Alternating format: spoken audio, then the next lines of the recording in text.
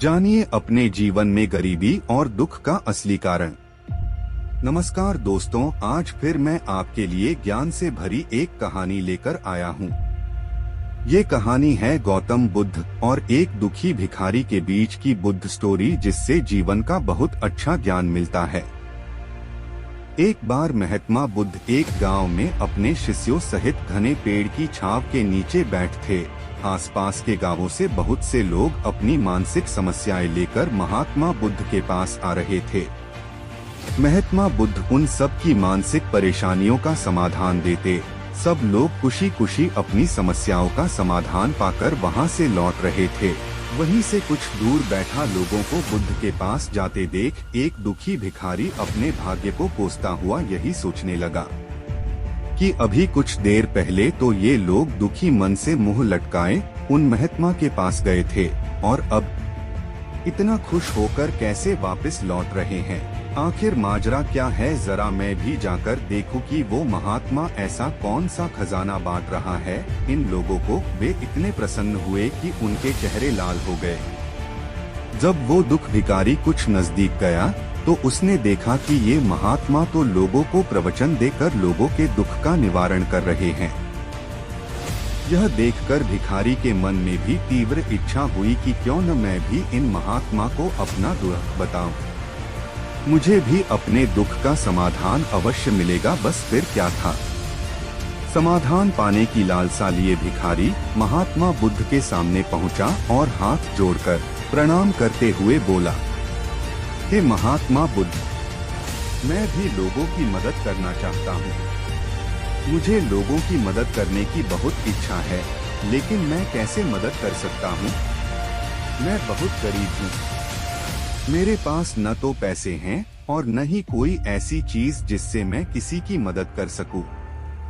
मैं कोशिश करने पर भी किसी की मदद नहीं कर सकता। मुझे भगवान ने इतना गरीब क्यों बनाया? हे महात्मा, मुझ पर कुछ कृपा करो। इतना बोलते हुए भिखारी रोने लगा।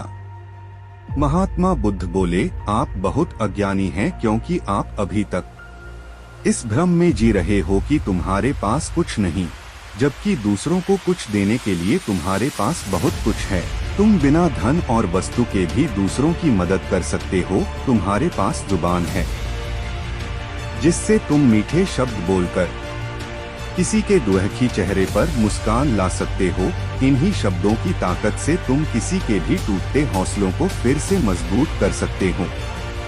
इन शब्दों की शक्ति से आप किसी के भी मन में सकारात्मक विचारधारा के बीज बो सकते हैं और उसे गलत रास्ते पर जाने से रोक सकते हैं।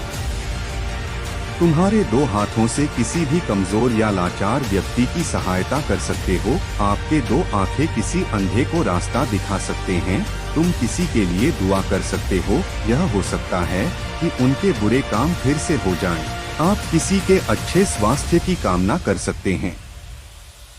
लेकिन अज्ञानतावश तुम अब तक इस बात को समझ नहीं पाए और इस भ्रम में अब तक जीते रहे कि तुम्हारे पास मदद करने के लिए कुछ नहीं। किसी की मदद करने के लिए धन और वस्तु का होना अनिवार्य नहीं है। बिना धन और वस्तु के भी हम कई प्रकार से लोगों की मदद कर सकते हैं। महात्मा बुद्ध के ज्ञान से भरे ये सुंदर शब्द सुनकर भिखारी के चेहरे पर मुस्कान आ गई और वह खुशी से झूमता हुआ वहां से चला गया। दोस्तों, महात्मा बुद्ध की इन बातों से बहुत कुछ सीखा गया। आजकल बहुत से लोग यह सोचकर दुखी होते हैं कि मेरे पास ये नहीं है, बल्कि जो आपके पास है उसी में संतुष्ट रहना सीखें और बिना मतलब के लोगों की मदद करें। इन्हीं से आपको परम सुख की प्राप्ति होगी। तो दोस्तों, यह बुद्ध स्टोरी आपको कैसी लगी कमेंट में जरूर बताना।